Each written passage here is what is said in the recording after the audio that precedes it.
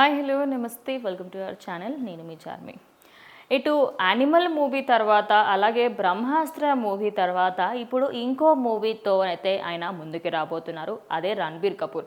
అయితే ఈయనకి అటు పెళ్ళైన తర్వాత ఎక్కువగా సినిమాస్ పైన ఫోకస్ చేసిన టైంలో రీసెంట్గా యానిమల్ మూవీ హిట్ కావడంతో యానిమల్ తర్వాత ఇప్పుడు రామాయణ్ మూవీ చేయబోతున్నారు. ఆ మూవీ కోసం ఆయన బాడీని అలాగే ఆయన హెయిర్ స్టైల్ని ఆయన కొంచెం ఎక్సర్సైజెస్ కూడా ఎక్కువగానే చేస్తున్నారు అనుకోవచ్చు.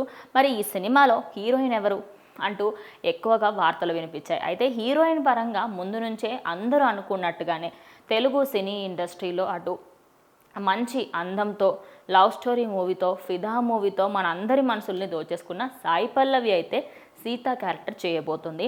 రాముడి క్యారెక్టర్లో ఇటు రణబీర్ కపూర్ అయితే ఉండబోతున్నారు. నితీష్ డైరెక్షన్లో వస్తున్న ఈ మూవీకి అయితే 2 పార్ట్లు ఉండబోతున్నాయా, లేకపోతే ఒకటే పార్ట్లో ఏదైనా ఒక కాండకి సంబంధించి అది యుద్ధకాండ కావచ్చు, ఏదన్నా ఒక రామాయణంలో ఉన్న కొంచెం భాగాన్ని తీసుకొని మొత్తం స్టోరీని నరేట్ చేస్తారా అనే విధంగా అయితే ఇంకా కొన్ని డౌట్స్ అయితే ఉన్నాయనుకోవచ్చు.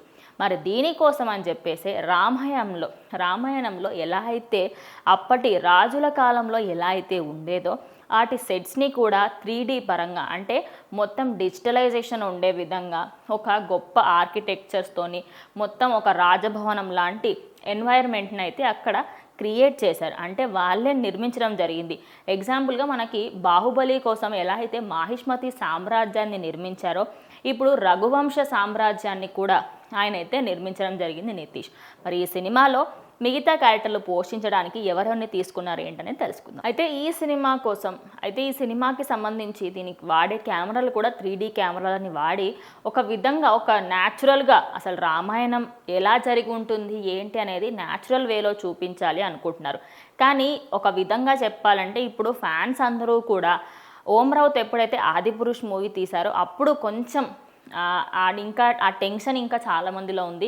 అలాంటి సీన్స్ మాత్రం మళ్ళీ రాకూడదు. ఎందుకంటే 3D అని విన్న వెంటనే చాలామందికి ఆదిపురుష్ మూవీ గుర్తొస్తుంది. ఆదిపురుష్ మూవీ చాలామందికి నచ్చినప్పటికీ ఎంతోమంది దాన్ని విమర్శించారు.